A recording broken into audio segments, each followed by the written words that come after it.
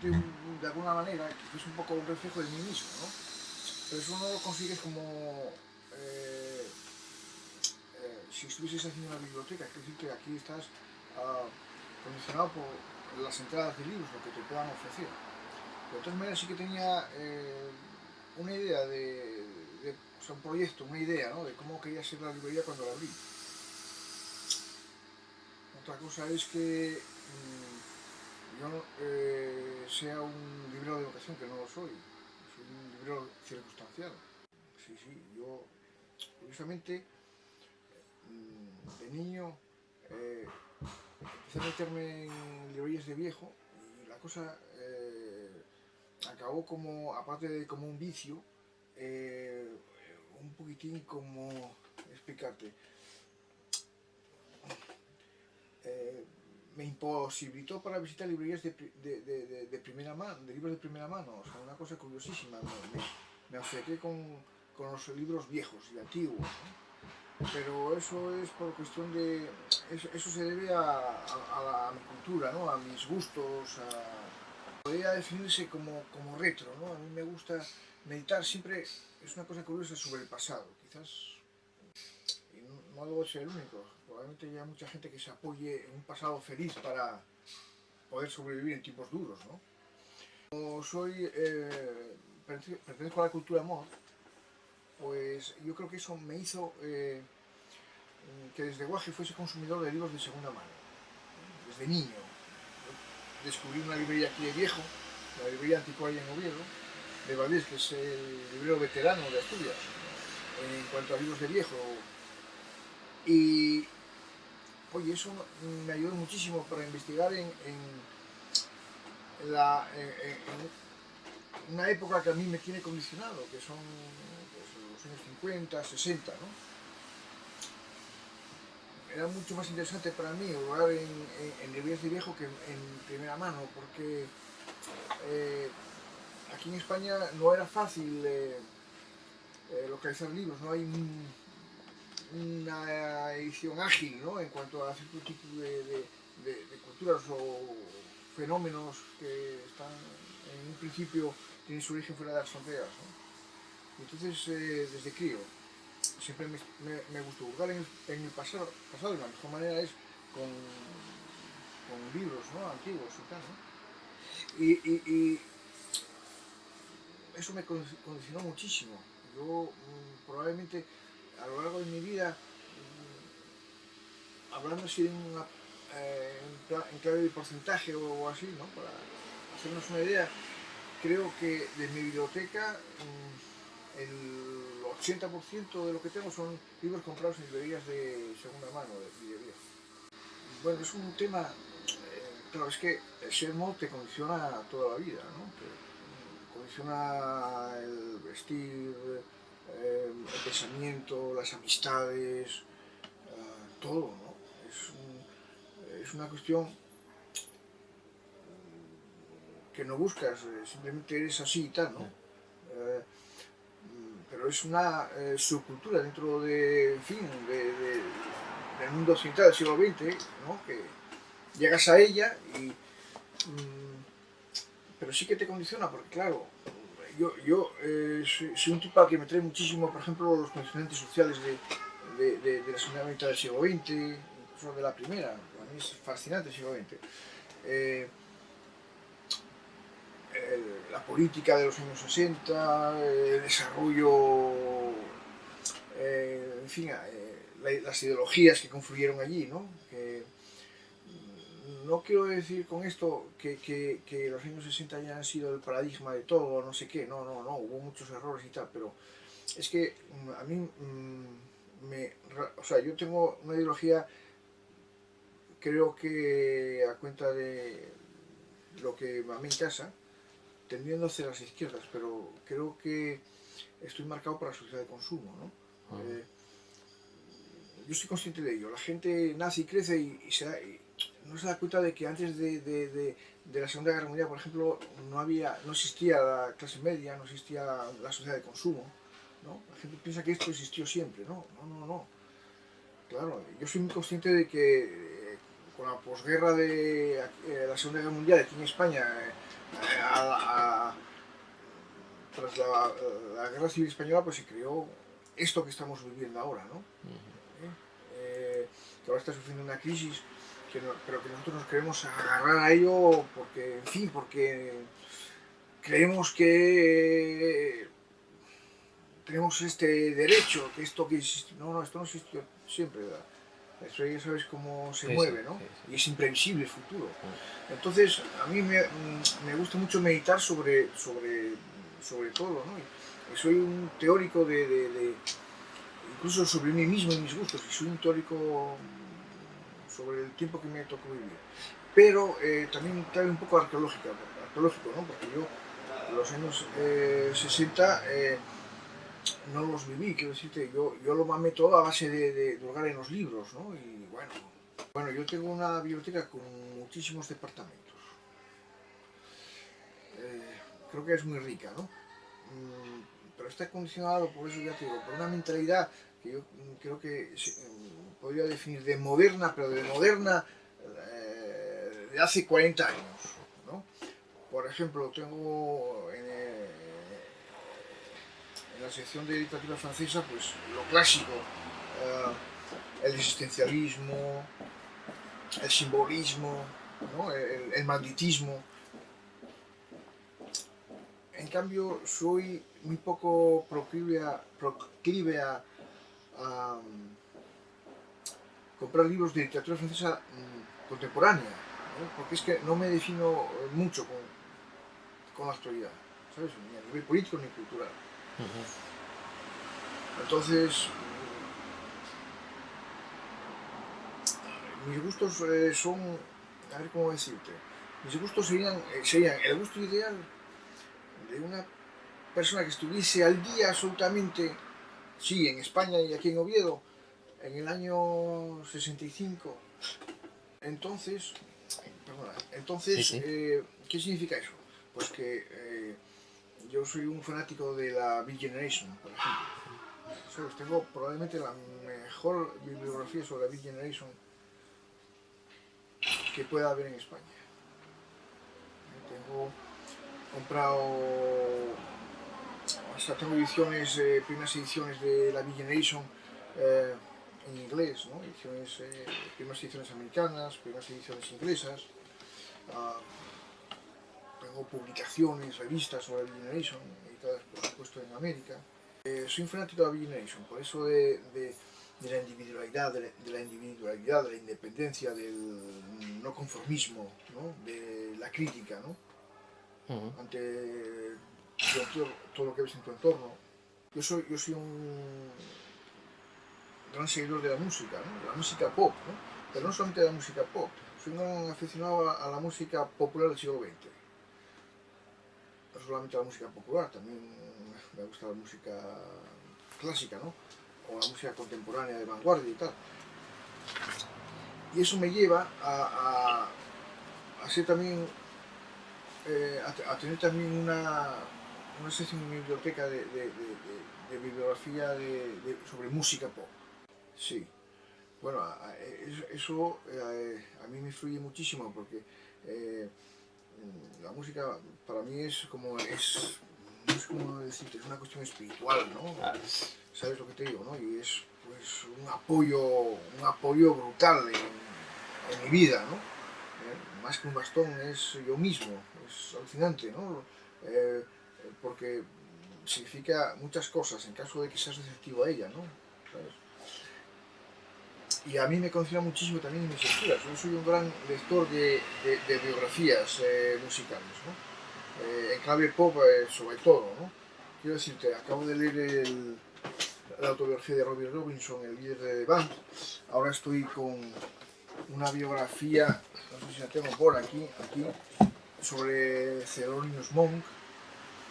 Y curiosamente acabo de ver en el Cultural del ABC que se acaba de publicar en España una biografía sobre Gene Clark, el líder uno de los miembros creadores de los Byrds, uno de mis grupos favoritos, uno de los años 60, ¿no? Americano. y ahora ya tengo puesto aquí en YouTube, que me ayuda muchísimo en las horas de trabajo, a Jane Clark, ¿no? Para darle aquí al play. No, Oviedo es una ciudad muy de pose. Yo creo que es una ciudad casi de cartón piedra. Creo que no da la medida, ¿no?, de lo que se supone ha de ser Oviedo. Hay mucha literatura sobre Oviedo, y yo alguna vez incluso llegué a oír en la radio un comentario como que Oviedo era el Boston de España. Cosa más incierta, porque sí, es una ciudad universitaria, pero es una universidad que tuvo grandes momentos a finales del siglo XIX y principios del siglo XX. Yo tengo comprado en librerías de viejo de Londres libros que enviaba la Universidad de Oviedo a la Universidad de Londres, ¿no? Supongo que sería recíproco de intercambio de libros, en una época en la que eso era una universidad floreciente esta, ¿no?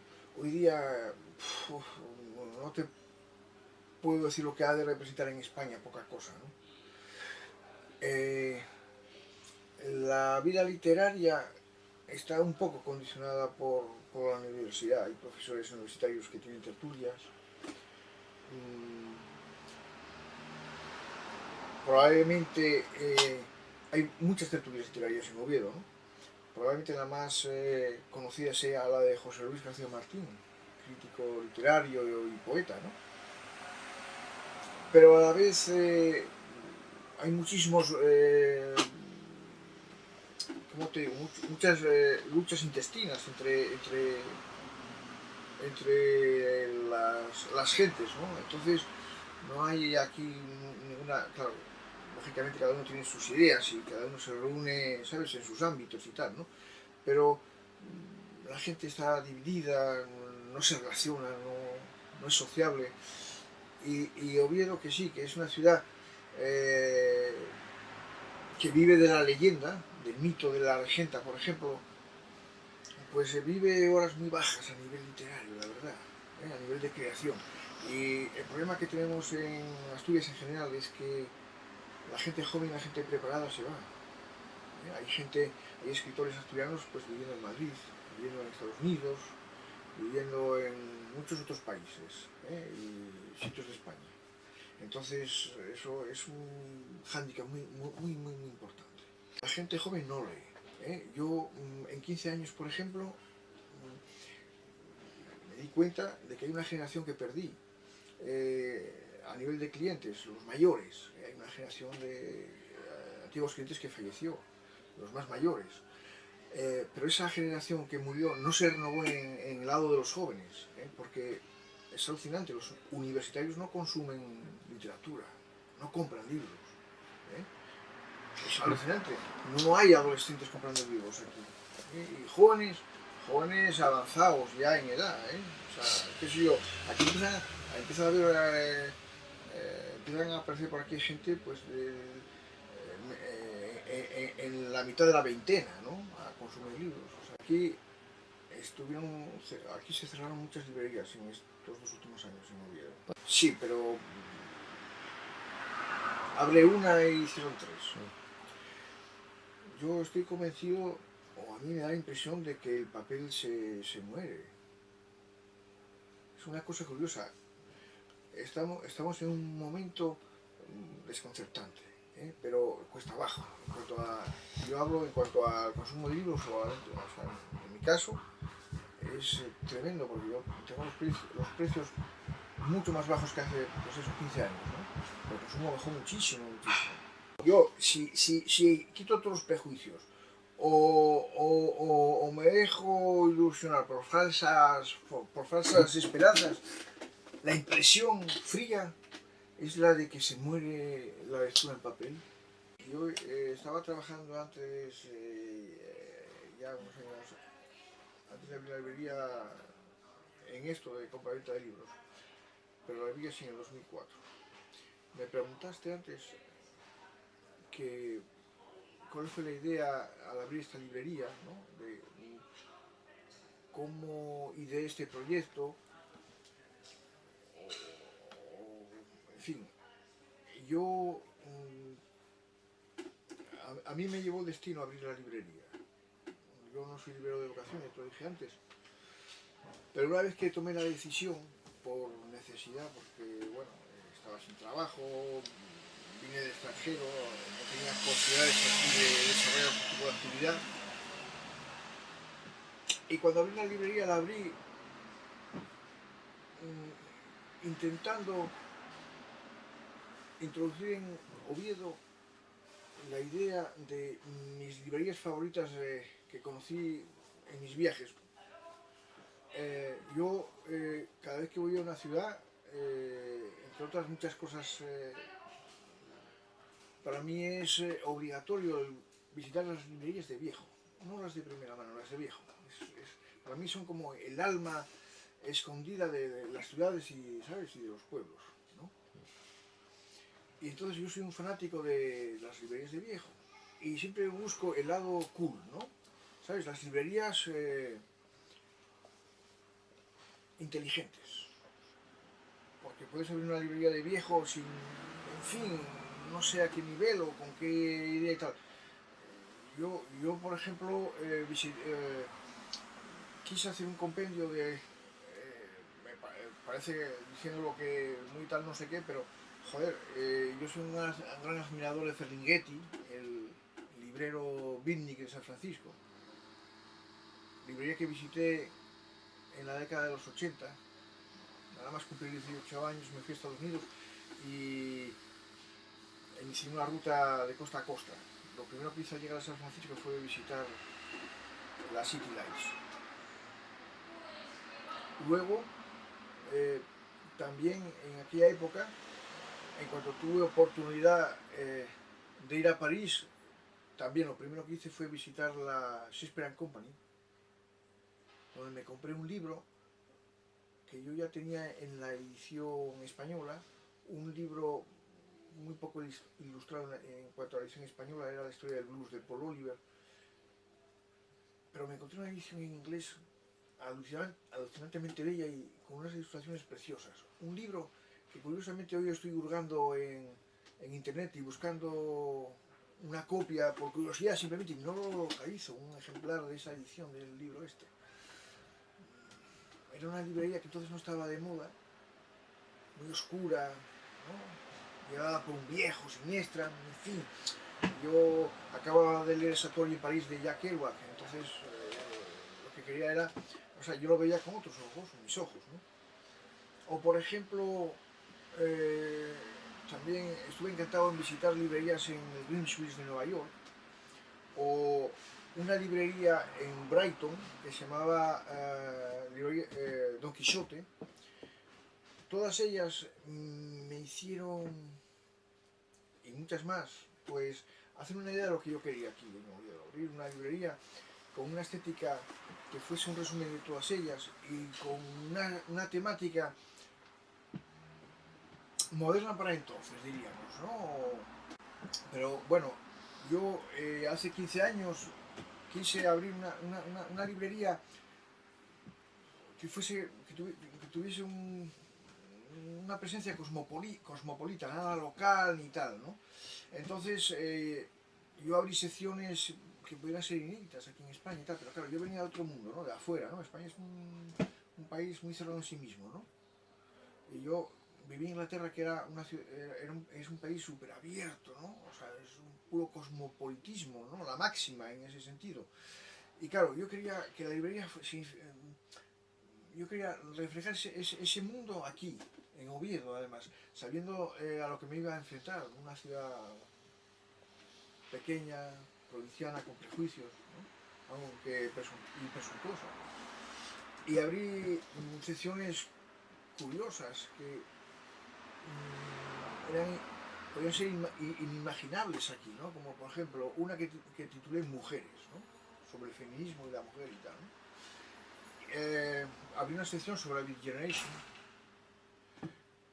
secciones curiosas, porque es que claro, yo visitaba librerías de viejo, por ejemplo en Londres, y me encontraba con una sección blues, y yo, coño, otra, Irlanda, reflejando pues el contexto político e histórico de Irlanda, ¿no? Sobre todo como se explica en Inglaterra, etcétera, etcétera. Yo quería ese mundo abierto, quería reflejarlo aquí en Oviedo, ¿no? Bueno, te voy a explicar. Yo, cuando abrí la librería, trabajaba mucho con distribuidores, con críticos literarios. No sé si es muy ortodoxo lo que te voy a contar, la historia que te voy a contar, pero es que era cierta. Yo recibía libros sin usar de críticos literarios, ¿no? Venían críticos literarios desde Madrid incluso a vender mis libros, no solamente críticos de aquí de Asturias. ¿Por qué? Pues porque ellos recibían de las editoriales libros para hacer trabajos de crítica, en prensa y demás. Antes las editoriales estaban muy abiertas, vivíamos en una sociedad un poquitín más suelta a nivel económico, y las editoriales tenían esa política, ¿no? Y hay críticos que recibían miles de libros al año.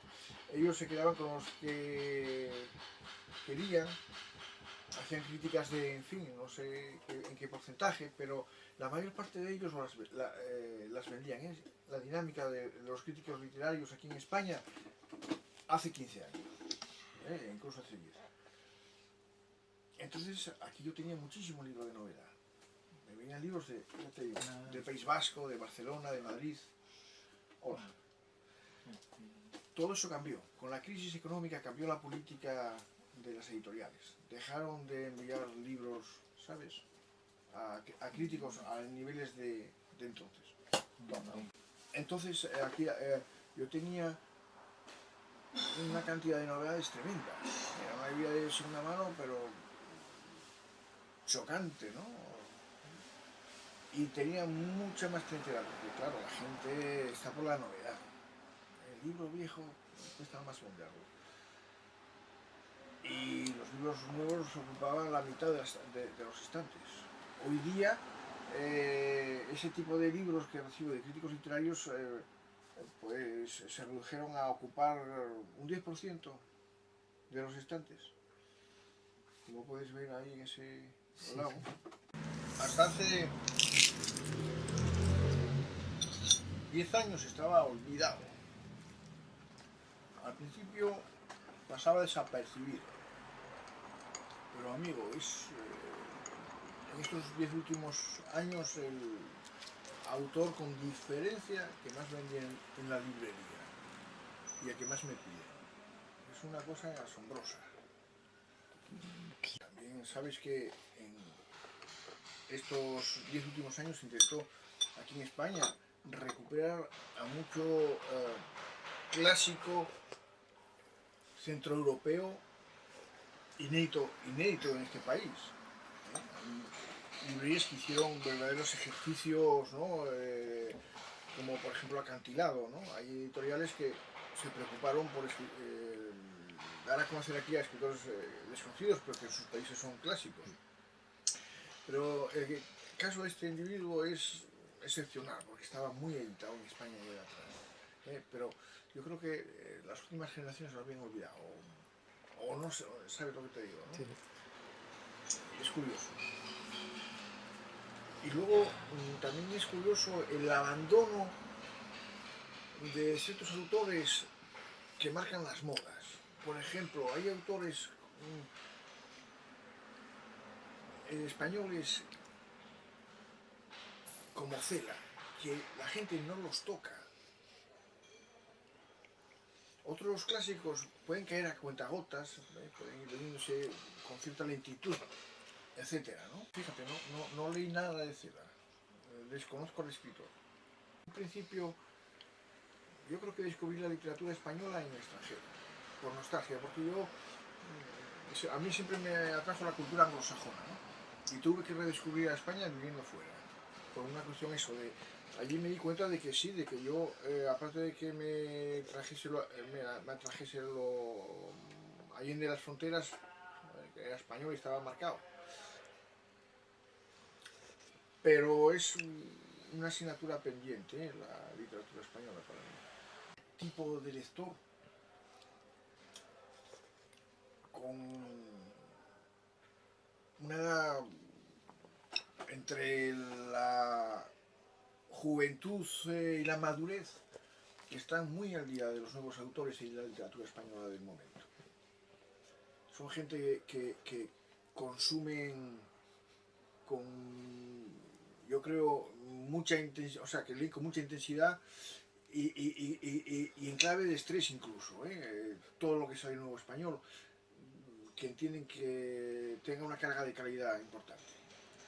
O sea, que quiero decirte que hay abonado un tipo de lector que le viene muy bien a los escritores españoles noveles con talento real. Gente preparada para recibir el talento en España. Y luego otra cosa, me preguntas por las ventas de libros. Sí. Una característica aquí en Oviedo es la de que aquí tiene tanta venta un nuevo premio Nobel como un nuevo premio Princesa de Asturias de literatura. Es curioso, ¿no? Pero te lo digo porque te puede sorprender a ti que vives en Barcelona este hecho, ¿no? Porque ahí a lo mejor no trascienden los premios Príncipe de Asturias. Digo Barcelona como puedo decir Madrid o Sevilla, ¿no? Porque, por ejemplo, en Inglaterra los premios Príncipe de Asturias son absolutamente desconocidos, ¿sabes? Te vas a buscar en la prensa y tal y dices, ¿qué coño? Pero yo entiendo lo que quieres decir, pero es que yo no pertenezco al mundo de la literatura. Yo ya te lo dije antes, yo pienso en clave de música. Un poco para que lo entienda, no sé, la gente de a pie que no sabe de lo que estoy hablando. Yo pertenezco al mundo de la música lo que se... A ver cómo te lo explico. Creo que es un mundo, aparte por ejemplo del mundo de la literatura, ¿no? Yo soy musical, por encima de aficionado a la literatura. Al igual que un literato, probablemente no entienda al mismo nivel la música. Yo estoy explicando este fenómeno porque aquí viene gente que son literatura en sí misma. Al igual que yo soy algo, voy a definirme como humor. Aquí viene un amigo que se cree poeta y él vive en clave literario. O viene otro amigo que para él todo es literatura. Yo ese concepto de la vida no lo entiendo porque yo funciono en otra clave similar, que es la música. Yo soy mono y yo soy un aficionado a la literatura, pero fuera de la literatura. Yo no soy por ejemplo, creador, un crítico literario. Lo mismo le pasa a un literato o a un aficionado a la literatura. Prácticamente su alma está vendida a la literatura. Entonces la música no la va a entender con la intensidad como yo la siento, ¿entiendes? ¿No? Trabajando en esta librería, llegué a la conclusión de que en clave o sea, de que hay dos mundos paralelos que se llegan a tocar de vez en cuando o a menudo, pero que no forman parte de lo mismo. ¿Qué significa esto? No solamente lo comprobé a nivel vivencial, sino que lo puedes ver cuando veas referencias musicales en novelas. Da igual el nivel que tenga el escritor. Te vas a dar cuenta de, por la referencia, la vacuidad en un momento dado de ese escritor con respecto a la música. A mí, el ver un poeta que mencione la palabra jazz o la palabra Billie Holiday me causa me causa malestar, porque es tan fácil, ¿sabes? Y encima queda tan bien supuestamente, bueno, modo es una cultura que apareció en Inglaterra con la sociedad de consumo a finales de los años 50, que se denomina mod porque entonces era como el nombre más de la modernidad, supuestamente, para esta gente. Eran jóvenes que accedían por primera vez a la sociedad de consumo y a los bienes culturales, como son los libros y los discos, la música y la literatura, el cine, etc. Es una cultura que con sus crisis sobrevive hoy en día. Es una cultura estética, ¿no? Porque tiene su ritmo a nivel musical, tiene sus líneas a la hora de vestir, tiene sus colores a la hora de admirar un cuadro o ver una película. Es una cultura propia de aquella época, pero que sobrevive hoy con un ideal de entonces muy curioso. Se retroalimenta a sí misma y va cogiendo con el tiempo aditamentos nuevos que entonces no se habían visto, pero sobrevive al día de hoy. Es una cultura, eso sí, bastante envejecida, ¿no? Es una gente hoy bastante envejecida porque la escena mod que tuvo revivals a lo largo de las décadas, hoy día apenas sí se renueva, ¿no? Eso es alucinante porque eso te limita mucho a la hora de ver nuevos caminos. A lo mejor eres el último porque estás demasiado condicionado por, ¿sabes? Un libro, si he de recomendarte un libro, podría recomendarte muchos, pero te voy a dar un título que es Sylvia Beach y la generación perdida.